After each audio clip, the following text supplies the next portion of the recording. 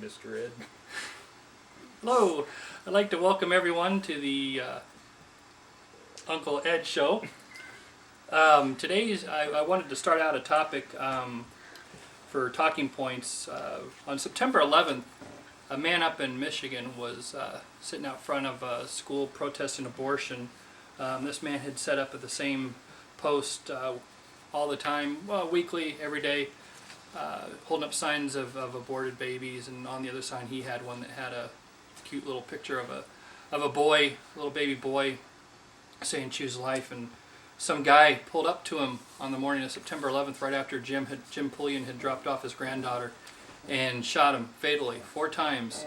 Took off, went down the road, and killed another person, and subsequently was caught at his home, I guess before he was going to go kill a third person. And I guess he had a grudge with that person. I found a website on found an article on WorldNet Daily talking about Jim Pulliam, and I'd like to read it for you guys. It's by a gal named Jill Stanek. It says, for 36 years, pro-aborts have engaged in risky public relations campaigns to detract from their mounting preborn baby body count. It is pro-lifers, not pro-aborts, who are violent, they have said. While collectively and openly advancing the abortions of over 50 million children, they have held up as evidence 6 unbalanced people calling themselves pro-life, but repudiated by the pro-life community, who have aborted 8 abortion workers.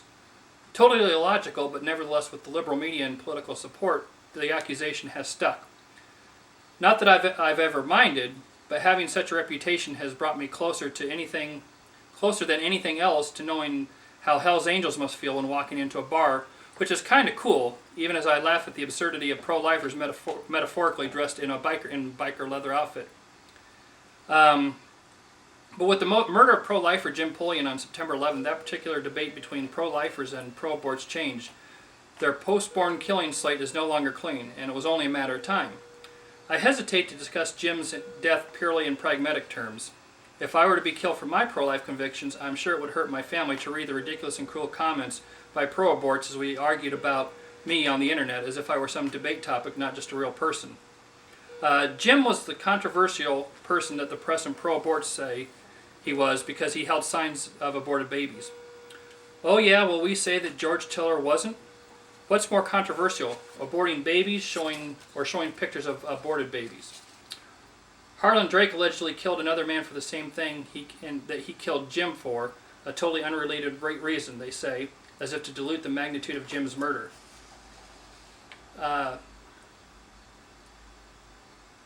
Jim was a guy who had retired from General Motors for 20 years ago, but he worked full-time for a pro-life cause. To do what he needed, he had leg braces and carried a portable oxygen tank. He's pretty helpless when this happened to him, when this guy came up and shot him. So in a lot of ways, Jim is going to be epitomized as the sort of person that this other side, a group that people like to pick off. I was contacted right after this happened by Jim Pulliam's cousin. Her name's Michelle. She lives in the same town as Jim, and I tried to get some information from her about her uncle or her cousin, and see if there was any kind of information that she wanted people to know. And she didn't know him that well, but I have a little thing here from her. You know, she's got 3 kids and really can't get out to do the things that he did. But she did tell me that since Jim has been shot and killed, now there's 3 people out protesting in the same place. So if the people who don't like pro-lifers out there thought that they were going to get that corner back, I guess that's not the case, because now instead of 1 person on that corner, there's 3 now. But I noticed in talking with Michelle, one question she asked me, and I guess it's another topic for another day, but she had contacted me and was asking if a person who is a Christian can marry outside of their race, because she's dating a Mexican guy. And she said some people in her family told her that the Bible says that that's wrong. I told her there is nowhere in the Bible that says there's something wrong with marrying outside your race. But it's a question I get a lot. Maybe you heard it from time to time. I have heard the issue. Yeah. Are you ready for my quick answer? What's your answer? Well, there's 3 books of the Bible whose central theme is interracial marriage. The first is Ruth. It's a love story between a Moabitess girl and a leader of an ancestor of Jesus Christ. What was his name? I can't say it right now. Oh, not Obed. Boaz is. Boaz. Yeah, Boaz. Right. And this is actually, although they were in a different color, there was more. If God was going to discriminate against any group of people, it was going to be the Moabites, because the Moabites and one other nation was the only one that God ever said, do not intermarry with these people until the 10th generation after this. See, the Moabites, back when Israel was wandering in the desert, had decided, well, we can't conquer these people militarily because God is with them. So, we'll get God to not be with them anymore.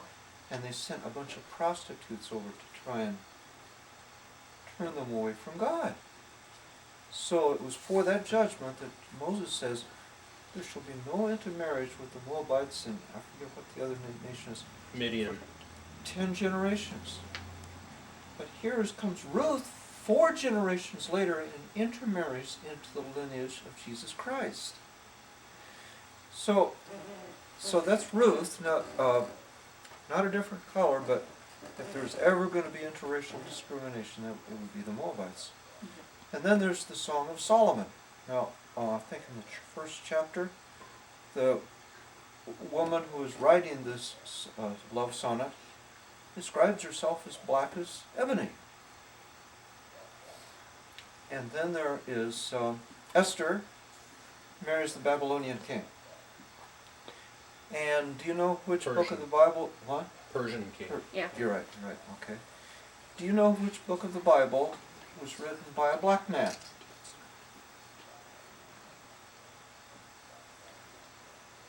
A black man. Yeah. Zephaniah.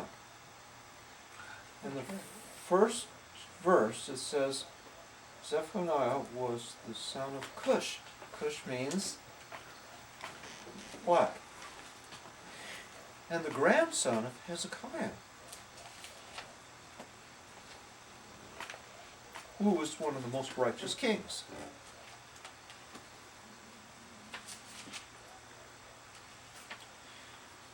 So there is no racial discrimination in the Bible.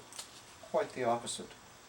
That's what I told her. So I think she'll be a lot happier to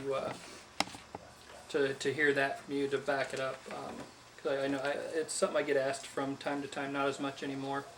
But I wanted to put her mind at rest. I said, you as long as you're marrying a Christian, you know, the Bible talks about a couple being evenly yoked. I said, when your beliefs are his beliefs, you share the same faith, you know, you're considered evenly yoked.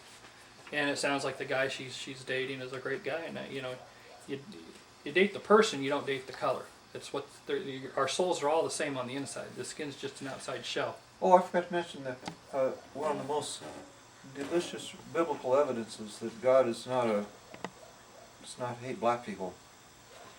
Is it Numbers 10, where Moses' sister Miriam accuses him for marrying the Ethiopian woman?